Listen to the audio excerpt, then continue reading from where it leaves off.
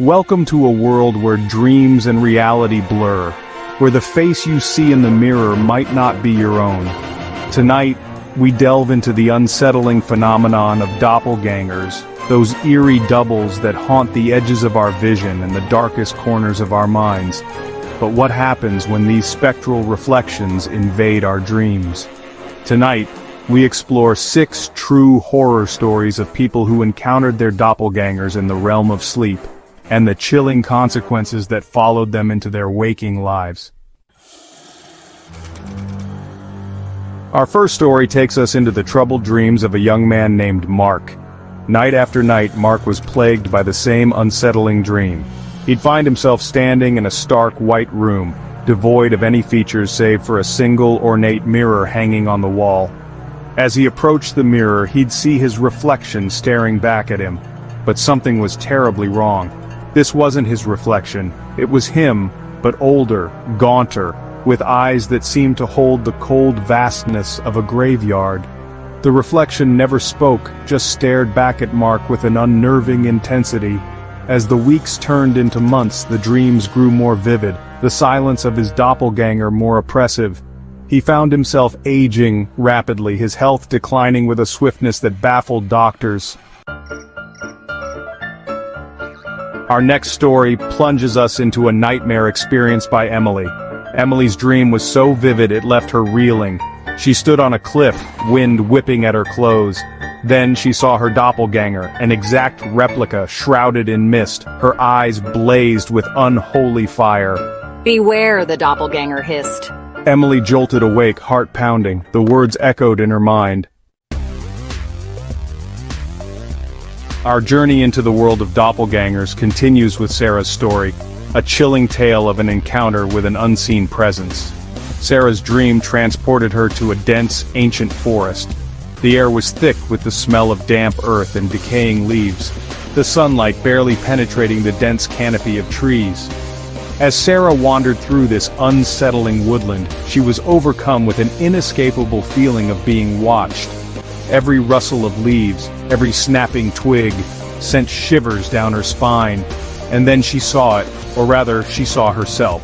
Her reflection moved through the trees, mimicking her every step, her every turn. But this reflection was no ordinary image. It moved with a jerky, unnatural fluidity like a puppet controlled by unseen strings. The most terrifying aspect? The reflection had no face. For James, the encounter with his doppelganger took on a sinister twist, blurring the lines between dream and reality. My dream began innocently enough. I was spending a quiet evening at home with my girlfriend, laughing, talking, enjoying each other's company. But as the night wore on, a sense of unease began to creep in. I noticed subtle changes in her behavior, a coldness in her eyes, a stiffness in her smile. As I reached out to touch her, my fingers met only cold, empty air.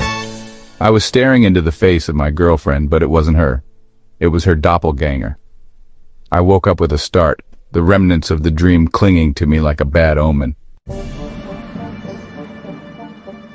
Our next chapter delves into a family mystery, where a dream of a doppelganger unlocks secrets buried deep in the past. I've always been drawn to stories of the supernatural, but nothing prepared me for the night I met my doppelganger. In my dream, I stood in a room of antique mirrors. My reflection shifted until it was no longer me. It was another woman, identical yet unsettling. Driven by curiosity, I delved into my family history. Our final story leads us to a chilling encounter where the lines between the dream realm and waking life completely dissolve. I was living a quiet, ordinary life, but my world turned upside down after a series of disturbing dreams. It began with me seeing a doppelganger, but not just any doppelganger. This one was me, but older, wearier, my eyes reflecting a lifetime of regrets and unspoken sorrows. The dreams grew frequent, intense, the doppelganger's presence an unwelcome intrusion.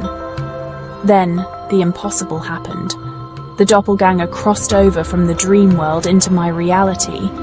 I would catch glimpses. I would catch glimpses of my older self out of the corner of my eye, a fleeting figure that vanished as quickly as it appeared. These stories remind us that sometimes our dreams hold more than just our subconscious thoughts. They might be trying to tell us something about our reality, about the hidden fears and desires lurking beneath the surface. Are doppelgangers harbingers of change, messengers from our subconscious, or something far more sinister? Sleep tight, and remember, the next time you see a familiar face in your dreams, it might not be just a dream.